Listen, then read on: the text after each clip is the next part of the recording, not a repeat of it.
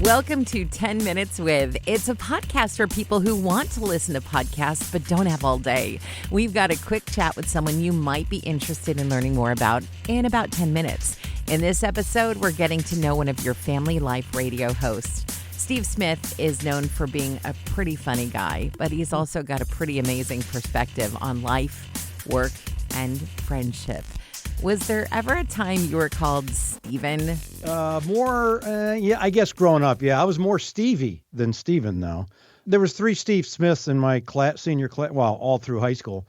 That was not Steven, but I only say Stevie because that's my brother, my sister, they're older than me, and so I was Stevie. Even to this day, that's who I am to my grandkids. That's my name, Stevie. Stevie more than Steven, so Steven only on a rare occasion. Do you think there's something about that name Stevie that kind of lended itself to being a funny guy? I don't know.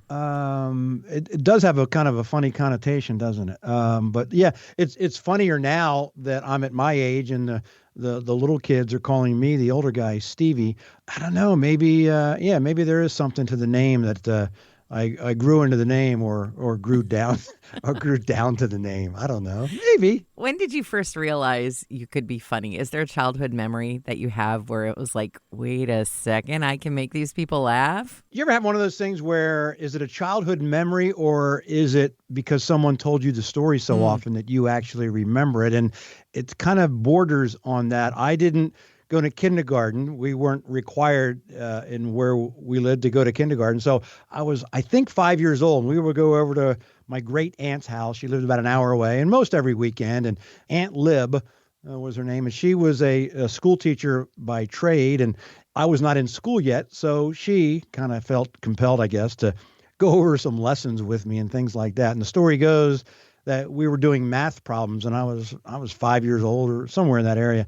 And the problem was, okay, Stevie, there you go. Stevie, you have 10 apples and you eat 7 of them. What do you have? And I just quickly replied, a stomachache. Ba-dum-bum. Ba-dum-bum. And so that story was either relayed to me or I remember it. It was certainly relayed many times. And so even at that age, before even school started, I guess. And it's funny about parents because I don't think of my parents as being like really funny, but my friends who grew up with me and were around my parents all the time, they say when they have memories of my parents, they go, your parents were really funny. And I'll catch myself saying little phrases that my mom or dad did over the years. And I'll think back and go, hey, I guess they were funnier than I thought. What is your favorite thing about working with Tim? I can go into a studio. I've told the story many times. I can go into the studio and we're on from 6 to 10. And when you think about it, and you know this, Terese, being in a studio with someone, you're and in physical presence with someone actually longer than if you count the hours of just being in a room in close proximity, closer and more often many hours than you are with your own spouse, with I am with Audrey, as far as being in the same room consistently. That being said, I can go into a studio at 6 a.m. and leave at 10 a.m. Monday through Friday and never turn on the microphones and have a wonderful time with Tim. We laugh, we cry, we talk about all kinds of things. That's a joy because we talk about it all the time. There's so many people, even listening right now, close friends, people, go to work every day almost dreading because of who they have to work with or what they're going to face that day. And I'm just glad, as I continue, I've been doing this a long time, I'm just glad that I get to continue to, I know when I get up in the morning, it's like, I'm going to go into work today, and I get to talk to Tim and be there. So it's just his presence. He's such a joy to work with and work alongside, and he's wise and fun and funny. And so, I just have a good time going into work, whether we turn on the microphones or not. But since it's part of our job, I guess we're supposed to turn on the microphones. So we do it. Why did you have me kicked off the morning show? How long is this podcast? We don't. It's 10 minutes. That's it. A litany. How many things are in a litany list? No, just kidding. If we've been in this business long enough, we've worked with different people, and all of them bring their own joy and fun and everything to the table. And when that decision And we didn't make that decision. You made that decision. That's So why I'll ask you, that's a funny... why did you want to leave me? That's more of the... I think you that's more forgot of the who's case. interviewing who here, okay? All right. Yeah. You look down at your calendar, you realize that you have a free day. How are you going to spend it? I sometimes enjoy my work days more than my vacation because I go off many people are creatures of habit, but I like my work schedule. But a free day, I would get up. I still get up at the same time, but instead of coming into work, I'd still have my cup of coffee and relax, maybe catching up on something on television. I'd still go to the gym, come home in the afternoon, just kind of relax. I'd have more time with Audrey than I would. We may go do something or go out for dinner, which we don't do a ton, especially during the week since, we'll do that. They don't call them blue light specials anymore. We'll go out for an early dinner because I go to bed so early. But anyway, that's what I love about my job. It's like my work day and my free days aren't that much different, except between the work on the air work, which I enjoy doing so much. I do that. So I would just have a little bit more time of relaxation, probably sitting on my easy chair and watching a little more television and catching up on things than I normally would do. What is God teaching you during this season of your life? To enjoy every moment. As the older you get, and I have a close group of friends, been friends since before high school, since junior high, middle school, and we continue to be friends today. And we are all still around, the five of us, but we know almost every single day in our email, someone that we know or someone we're acquainted with is no longer with us. And so it makes us appreciate every day more. So God's teaching me those every moments to enjoy those. He's also teaching me promptings that he gives me. Act on them today. Don't wait till tomorrow. And I've been learning that more and more over the last, I'd say, 10 or 15 years, that anytime God gives me a prompting, it's like, okay, I'm not going to wait. I'm going to go do it. And I find the more I listen to that voice, the more I hear it and the more promptings I get. So don't wait till tomorrow to act on it. Just do it today. We're talking with Steve Smith, one of our radio hosts at Family Life. You've talked about this group of guys who you kind of text with. You've known each other for decades. And there are some guys in that group who don't share the same faith that you do.